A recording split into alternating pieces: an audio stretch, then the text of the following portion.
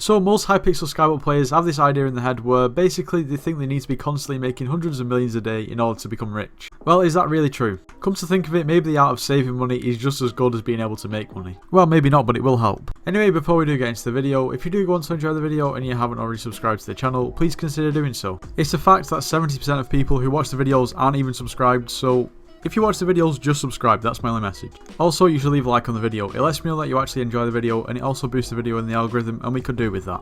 Finally, you should join the Discord server, it's linked in the description. You should just join, as always. Anyway, let's get into the video, I hope you all do enjoy. As I was saying before, it's one thing knowing how to make coins, and it's another thing knowing how to save coins, and also make the most out of your time. Today we're going to be going over some common things that don't only waste coins but also waste time. And to be honest, ultimately time equals coins, so it all comes back to the same thing. So the first tip is really simple, and it's something that I don't do. Simply just collect your minions, it's literally free coins, there's no reason not to, and I honestly don't know why I don't do it that often. Second of all, staying on the island, just do your experimentation table every day, or at least try to. I mean, if you get protection 7 or growth 7 then you're laughing. As you can see, growth 7 is currently at almost 100 million coins, and protection 7 at almost 30 million coins, so it's not something that you really want to miss out on. So the next two tips are very simple, and they may initially seem contradictory, but you've just got to hear me out. Now this especially relates to AH flipping. A lot of people, when they flip or buy and sell items, they don't realise that basically there's fees. And those fees mean that you have to have a bigger profit margin in order to actually make adequate profit for the time spent. So what I mean by that is, for instance, if you look at the Shadow Assassin chestplate, as you can see here, it's 23 million coins.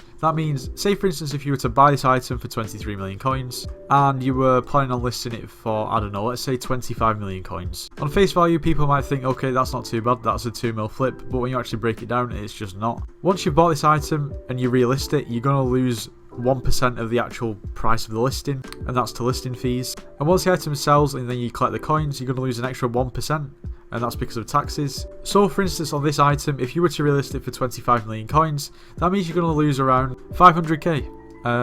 So that turns a 2 mil flip into a 1.5 mil flip. To be honest, a 1.5 mil flip is still good, but say for instance if you saw this listed for 23 mil and you were planning on listing it for 24 million coins, that would then become a 480k listing fee, or taxes included, which means you're going to profit just over 500k. Now then you've got to consider, is it worth my time? Like, how long is it going to take to sell? And I personally think this is where a lot of people go wrong and lose coins when auction flipping, because what they think is a good flip just doesn't turn out to be worth it, number one, or even profitable. So the next tip that I've got also pretty much relates to auction flipping, but not only auction flipping, just selling items on the AH in general, and it's just cutting your losses. So say for instance if you don't make the greatest investment in the world, and you've had items listed for, I don't know, say 3 hours, in that time you've been waiting around for your items to sell because you don't have any coins to then, say for instance, flip with or do whatever that you wanted to do with the coins, then you may just be better off cutting your losses, listing the items for less, even if that means making a loss, in order to make more coins in that time period. So this is a bit of a spoiler for the next Week to Dr. Space Helmet episode, but nevertheless it's a good example.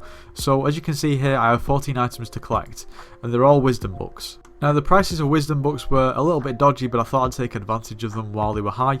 So as you can see here, I sold 3 of them for 300k, and I bought 11 more and listed them all for 300k, and they all expired because I only put them up for 6 hours. Instead of sticking with the original price point, I just cut my losses, listed them for less, therefore I now have coins to reinvest, and it basically saves you time. Now obviously if you've got a flip that's perhaps a bigger profit and an item that you know is in less demand but is going to deliver big time, then I would say be patient. On small flips like this, where you've pretty much invested all of your coins, there's no point waiting around for items to sell, there really isn't. That doesn't mean if items don't sell after 2 minutes then relist them, because you're going to lose even more coins because of the listing fee.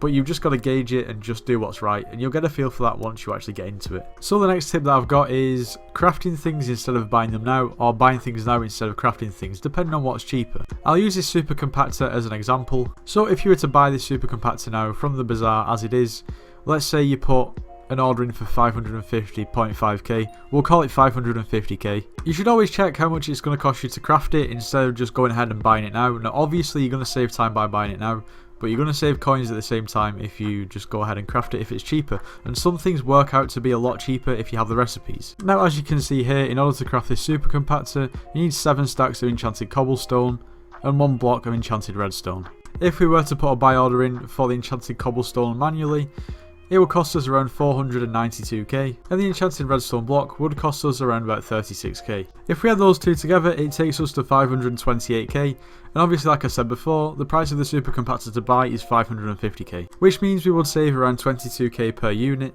Now on face value, that may not seem like a lot of coins saved, but at the same time, if someone was buying super compactors for all of the minions, then you can quite easily see how that will add up. Also, on other items, the difference between crafting it and buying it now can be way bigger. And also the other way around, sometimes it's way cheaper to buy an item now than craft it, so it's just something that you should check. So the next tip is holding on to seasonal items and basically selling them on later when they're more expensive. For instance, this dwarf Telesol Shelmet is only obtainable when Diana is the Mer, and when Diana was the Mer, this price was around 3 to 4 million coins. And as you can see at the moment, it's almost 15 mil, and earlier this week it's been up to as high as 19 mil. So you can quite easily see how you can make way more coins selling them at a later date. Now this exact tip is also applicable to many more items that are only obtainable at a certain time or in a certain event, such as items that are only obtainable in the Spooky Festival, the Travelling Zoo, the Season of Jerry, and so on. To be honest with you, it is literally just basic supply and demand. Anyway, this is going to be just about the end of the video. I hope you all did enjoy. If you did, make sure you do leave a like, subscribe if you're new, and I'll see you in the next one.